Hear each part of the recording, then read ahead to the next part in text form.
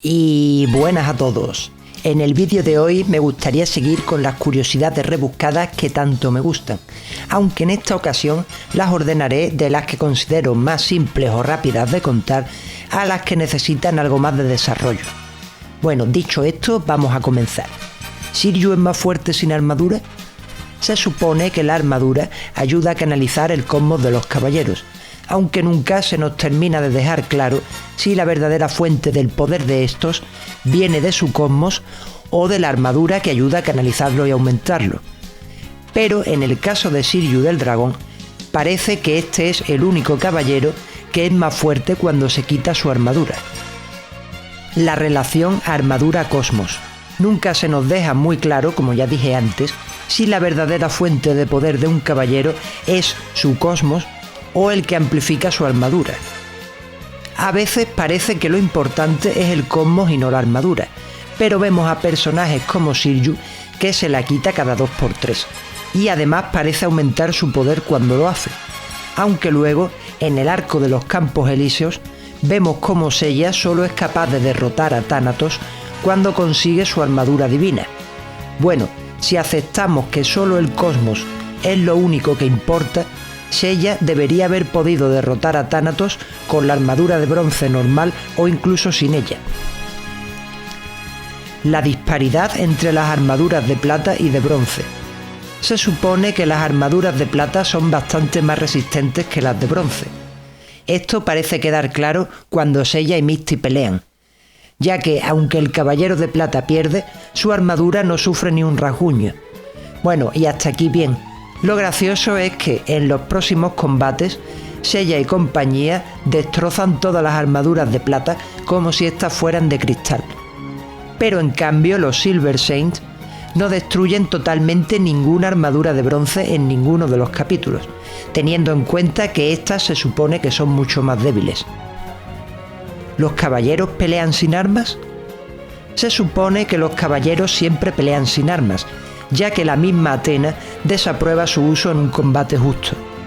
Y las 12 armas de la armadura de Libra solo pueden ser usadas supuestamente en casos de extrema necesidad y bajo el permiso de la diosa. Pero luego, a lo largo de la serie, podemos ver a caballeros que sí usan armas. Por ejemplo, las cadenas de Sun de Andrómeda, la cadena terminada en bola puntiaguda de Dante de Cerbero, los discos cortantes de Capella de Auriga o el escudo de la Medusa de Argol de Perseo, etc. Y bueno, ¿por qué estos caballeros usan armas si se supone que Athena es reacia a ellos? Bueno, esto sí que es un misterio. Si Hades está sellado, ¿quién se encarga del infierno? Bueno, esto lo pensé la primera vez que vi el arco del infierno.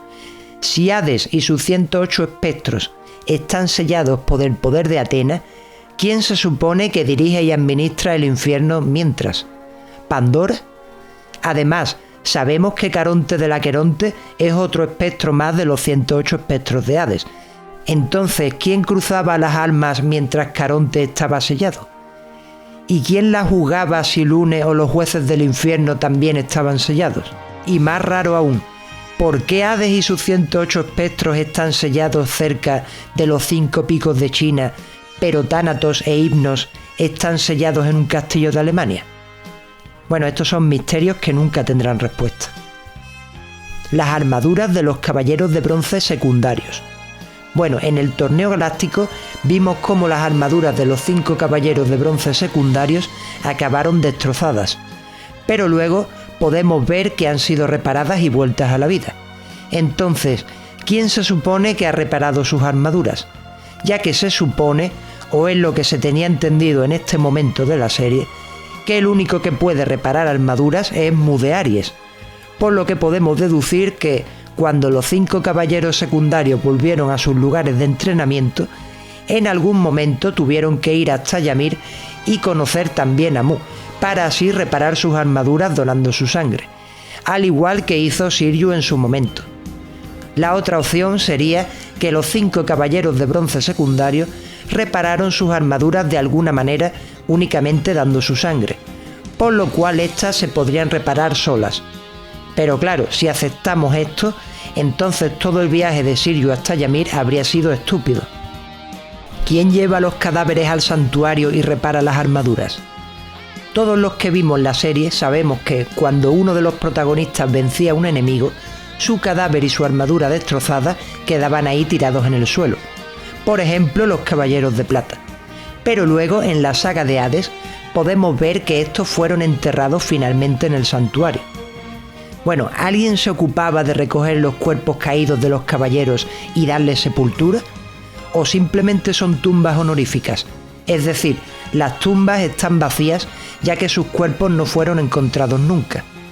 Esto explicaría, por ejemplo, el caso de Shura, cuyo cuerpo fue desintegrado en el espacio, pero vemos que también tiene una tumba en el santuario con su nombre.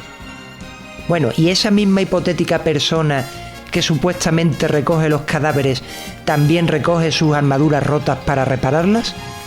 Esto ayudaría a explicar que haya tantas armaduras perdidas. Las armaduras de bronce y el brillo dorado. Como todos sabréis ya, las armaduras de bronce de los 5 caballeros protagonistas fueron reparadas con la sangre de los caballeros de oro, después de la batalla de las 12 casas.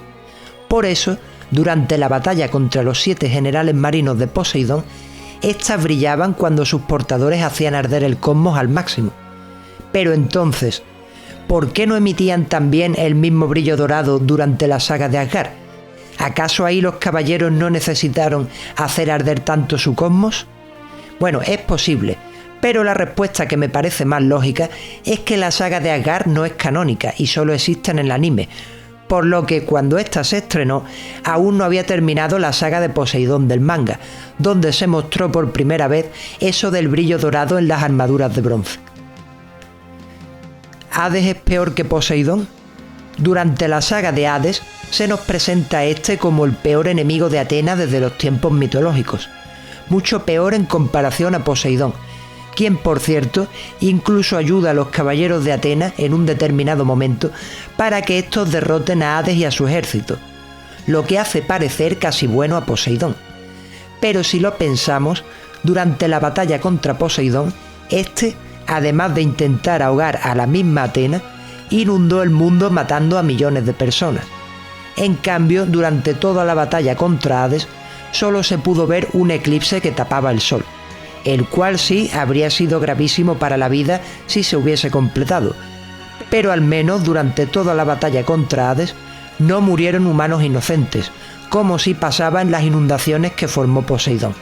Entonces, ¿realmente quién de los dos es peor? El pasotismo de Odín. Se supone que Hilda, como sacerdotisa de Asgard y representante de Odín, convoca a los guerreros divinos de este para librar una guerra que sabemos que es injusta contra Atenas y el santuario. Además, todo en realidad es culpa de Canon, quien se supone que manipula a Hilda a través del anillo. Entonces, ¿por qué Odín no intenta hacer nada al respecto? Por ejemplo, haber intentado ayudar a Atenas y a sus caballeros para que liberen a Hilda del maleficio del anillo. Además, todos sus God Warriors mueren de una manera estúpida luchando contra quienes realmente no eran sus enemigos. ¿Por qué en vez de prestar su armadura a Sella no la usa el mismo Odín? ¿Quizás no está reencarnado en esta época? Bueno, algunos dicen que Odín no intervino porque estaba atrapado y sellado de algún modo, como lo estuvieron también Poseidón y Hades, lo cual añadiría bastante lógica a por qué Odín nunca hace nada. El cambio en el carácter de Hilda. ¿Por qué nadie entre los guerreros divinos se dio cuenta del cambio en la forma de ser de Hilda? Además, ella no intentaba precisamente ocultar su nueva forma de ser, como si lo hacía Saga cuando fue patriarca. Siegfried de Dove y Thor de Pecta son los únicos que en algún momento se plantean a qué se debe el nuevo carácter de su sacerdotisa, y aún así siguen obedeciéndola. Pero también hay que tener en cuenta que al ser una serie hecha en Japón, Saint Seiya nos muestra un sentido del honor muy a la japonesa. Por eso, aunque tanto Thor como Siegfried sospecharan que Hilda estaba equivocada, estos debían cumplir sus órdenes por honor. Shiryu y Shaina reciben la flecha de Sagitario y no mueren. Durante la saga de Poseidón, pudimos ver cómo Shaina y Shiryu reciben la flecha de Sagitario. Incluso en el caso del Caballero del Dragón, este la recibe a pecho descubierto. Pero realmente no mueren ninguno de los dos. También vemos cómo Seiya recibe el tridente de Poseidón, aunque aquí al menos puede justificarse con que llevaba la armadura dorada puesta. Pero eso no es todo.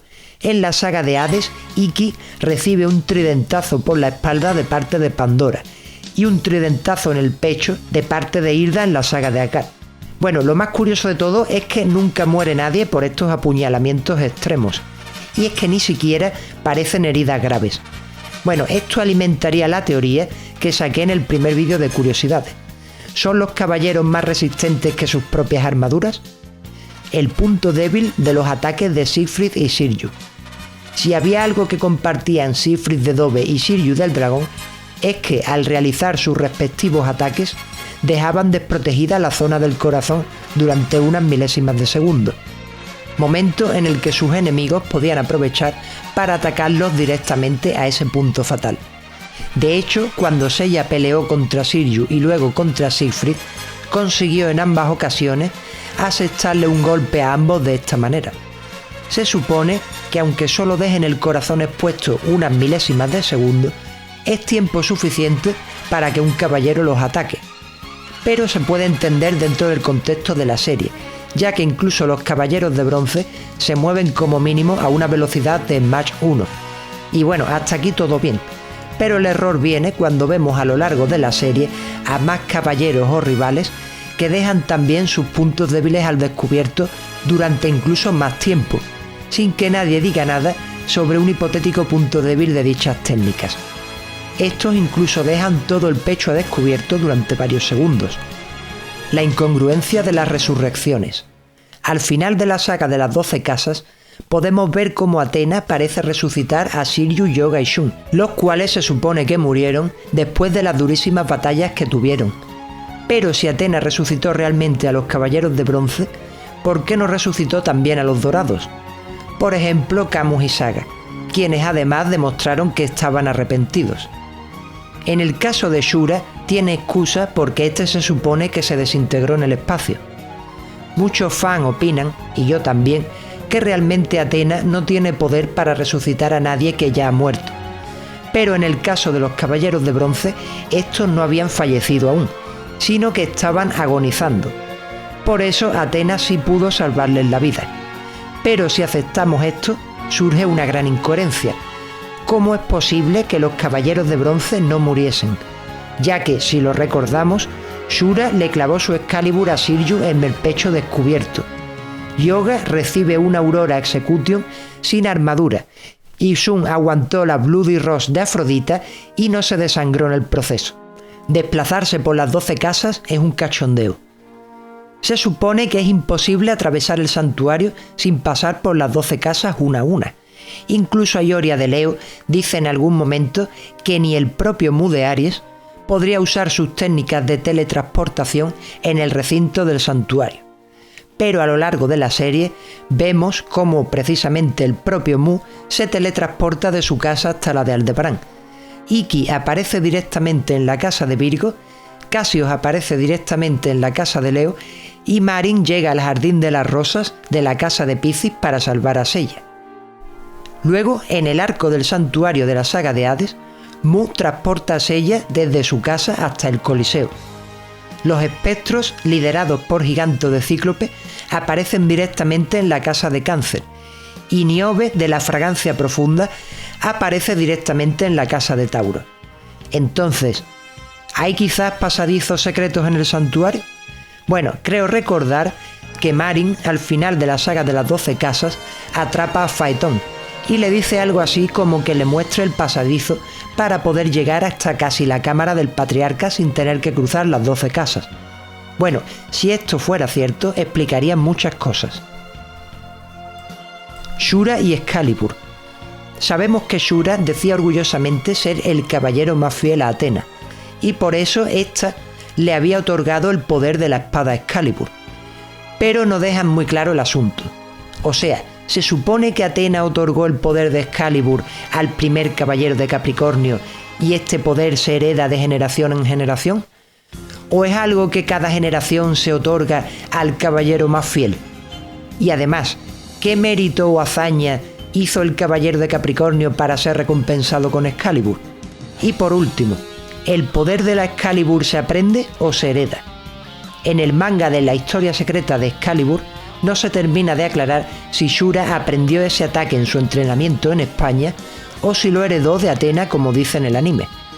Aunque luego vemos como el Caballero de Capricornio le traspasa su poder a Shiryu, por lo que podemos deducir que este poder sí es transmitible. Aunque luego, cuando Shura resucita durante la saga de Hades, sigue manteniendo su Excalibur.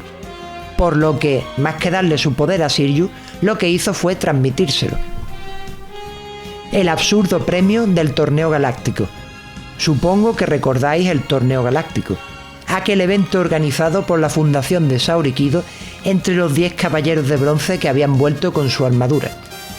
El premio para el vencedor sería la armadura de Sagitario, y hasta aquí todo bien, porque no teníamos mucha más info sobre el tema al principio de la serie. Pero si lo pensamos ahora, ¿qué sentido tenía dar la armadura de Sagitario al ganador? Ya que, como todos sabemos, un caballero solo puede vestir la armadura de oro que tenga su mismo signo zodiacal, por lo que el único que podría haberla llevado de esos 10 caballeros de bronce realmente sería Seiya, como vemos a lo largo de la serie. Aunque por otra parte, podemos ver cómo Ikki termina robando la armadura y casi llega a ponérsela. Pero Seiya lo interrumpe en el último segundo. Entonces aquí me surge una gran duda. ¿Cómo es posible que Ikki pudiese ponerse la armadura de Sagitario si sabemos que su signo zodiacal es Leo? Y además, en ese momento de la serie, estaba considerado un villano, por lo cual la armadura debería rechazarlo doblemente. Además, ¿qué sentido tiene usar una armadura de oro si, como caballero de bronce, no se tienen las capacidades ni siquiera de un santo de plata, mucho menos entonces las de un dorado? El flechazo a Saori en las 12 casas. Todos recordaremos el momento en que Ptolemy de Sagita acaba clavando una flecha dorada en el corazón de Atena, obligando con esto a Seiya y compañía a cruzar las 12 casas para llegar hasta el patriarca, quien se suponía que era el único que podía sacar la flecha. Y bueno, si lo pensamos, ¿qué sentido tiene el ataque de Ptolemy? O sea, un caballero de plata que lanza una única flecha de oro, porque las demás eran una ilusión. Y por cierto, vaya ataque inútil. Además, si tenemos en cuenta que Saori es Atena, es absurdo pensar que un caballero de plata puede atacarle y hacerle daño. Recordemos cuando Ayoria va a matar a Seiya, que estaba en el hospital, y se encuentra también con Atena. Este le dice que la atacará porque piensa realmente que ella es una falsa Atena, pero esta le dice que adelante, que ataque, y así le va a probar que ella es una diosa, por lo que podemos deducir que Saori sabía que aunque Ayoria le atacase, no iba a pasarle nada. Entonces, si se supone que sabía que podía evitar el ataque de Ayoria, ¿por qué no es capaz de evitar el ataque de Ptolemy? Que además es de menor rango. Bueno, quizás la pilló distraída. Y hasta aquí el vídeo de hoy. Espero que os haya gustado y si sabéis más curiosidades o si tenéis alguna duda, sugerencia, idea, lo que sea, dejádmela por favor en los comentarios. Así que esto es todo. Muchas gracias y hasta otra.